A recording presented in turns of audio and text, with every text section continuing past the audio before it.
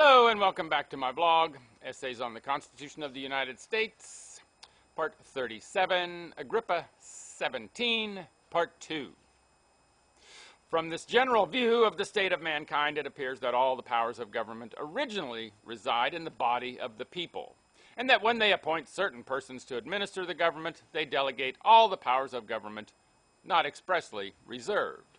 Hence, it appears that a constitution does not in itself imply any more than a declaration of the relation which the different parts of the government bear to each other, but does not in any degree imply security to the rights of individuals. This has been the uniform practice. In all doubtful cases, the decision is in favor of the government. It is therefore impertinent to ask by what right government exercises powers not expressly delegated. Mr. Wilson, the great oracle of federalism, acknowledges in his speech to the Philadelphians the truth of these remarks as they respect the state governments, but attempts to set up a distinction between them and the continental government. To anybody who will be at the trouble to read the new system, it is evidently in the same situation as the state constitutions now possess. It is a compact among the people for the purposes of government, and not a compact between states. It begins in the name of the people and not of the states. It has been shown in the course of this paper that when people institute government, they of course delegate all rights not expressly reserved. In our state constitution, the Bill of Rights consists of 30 articles. It is evident, therefore, that the new constitution proposes to delegate greater powers than are granted to our own government, sanguine as the person was who denied it. The complaints against the separate governments, even by the friends of the new plan, are not that they have not power enough, but that they are disposed to make a bad use of what power they have. Surely then they reason badly when they purpose to set up a government possessed of much more extensive powers than the present and subjected to much smaller checks. Bills of rights reserved by authority of the people are, I believe, peculiar to America.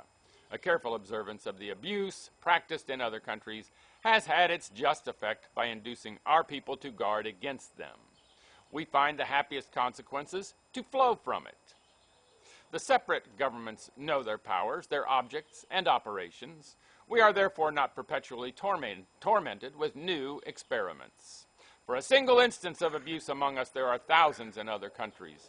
On the other hand, the people know their rights and feel happy in the possession of their freedom, both civil and political. Active industry is the consequence of their security, and within 1 year the circumstances of the state and of individuals have improved to a degree never before known in this Commonwealth. Though our Bill of Rights does not perhaps contain all the cases in which power might be safely reserved, yet it affords a protection to the persons and possessions of individuals not known in any foreign country. In some respects, the power of government is a little too confined. In many other countries, we find the people resisting their governors for exercising their power in an unaccustomed mode. But for want of a Bill of Rights, the resistance is always, by the principles of their government, a rebellion which nothing but success can justify. In our Constitution, we have aimed at delegating the necessary powers of government and confining their operation to beneficial purposes. At present, we appear to have come very near the truth. Let us therefore have wisdom and virtue enough to preserve it inviolate. It is a stale contrivance to get the people into a passion in order to make them sacrifice their liberty. Repentance always comes, but it comes too late. Let us not flatter ourselves that we shall always have good men to govern us. If we endeavor to be like other nations, we shall have more bad men than good ones to exercise extensive powers.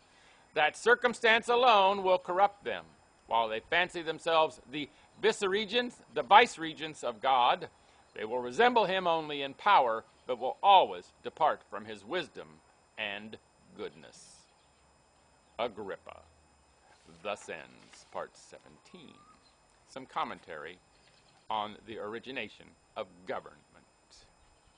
Make it a great day, and bye for now.